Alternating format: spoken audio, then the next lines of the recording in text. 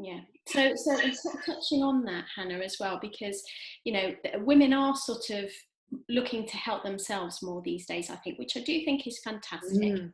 And many remedies are readily available. We've touched on supermarkets and other kind of health food shop places. What would be your advice in terms of buying from there? Why would you recommend that they see a qualified person such as yourself rather than kind of guessing at it? Yeah, obviously, it's down to personal choice, and if people want to try remedies from health food shops, obviously that's absolutely fine. But make sure that you go to a good shop to purchase your remedies from, because it's very much not a sort of a not all supplements that are available over the counter are the same quality. Let's put it that way. Um, and some people choose to go down that route. However, the real kind of benefits of coming to see someone like myself are the fact that we do use this very tailored approach, but also we've got the added bonus of the fact that we're trained in the medical sciences as well as herbal medicine. And because of that, we have the opportunity to check pulse and check blood pressure. We're trained in physical examinations, so I might listen to someone's chest or someone's heart, or check their muscles and bones. But a real big one for me is that we're trained in herb-drug interactions. Okay. And because herbal medicine is powerful stuff, it's been around for thousands of years for a reason. It works. But some herbs you can't take if you're taking certain kinds of medication. And some people might be aware of things like St. John's wort, which is sold over the counter as an antidepressant medication.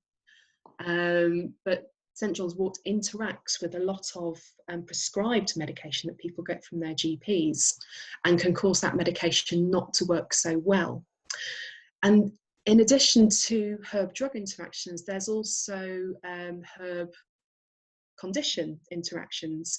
So someone might be taking a preparation with licorice in, for example. And for those people that have got pre-existing high blood pressure, taking enough licorice can actually raise your blood pressure higher. Right. So by seeing a herbalist, we obviously take into account people's medication that they're taking, because we're not in the business of taking people off their meds, because if they're on meds, they need them. But we always make sure to not prescribe anything that's going to conflict with that medication, and also any other health conditions that they're presenting with. So in terms of safety, it basically means that you're going to get a safer experience by seeing a herbalist than buying something over the counter that you might have read on Google is really good for your condition, but really might not be quite so good for you. Yeah. And from what you're saying as well, not only is it safer, but it's potentially more effective overall, because it's not going to reduce the effect of any medications that you're on, but equally it's not going to exacerbate any of your other underlying symptoms as well. Absolutely. And we are living in an age where it's really easy to get information from Google now, but a lot of the information out there on herbs isn't quite correct, or maybe isn't applicable to everyone. And people can spend tens and hundreds of pounds on herbal remedies from the internet, which may work or they might not work, but if you come and see a herbalist, it will generally in the long run be a little bit more cost effective than doing that, because of this whole tailored approach and getting something to suit you, rather than it being a very kind of hit and miss thing that it can be if you purchase online.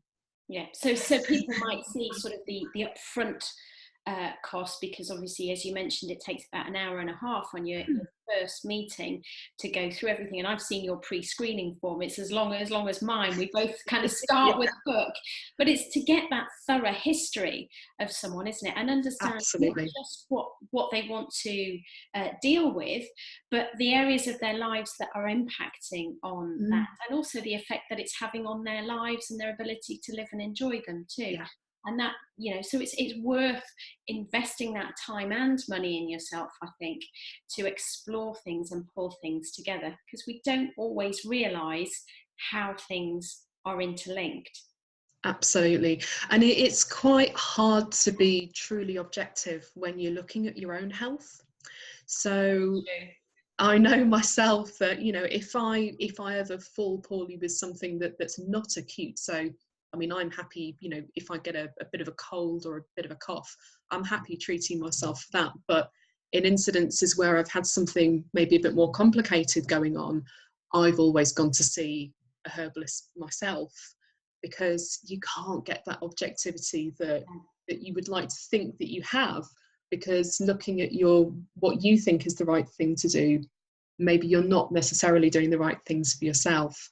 But having another person look at your health from the outside, with a completely unbiased view, I think is really key to getting some good quality treatment, really.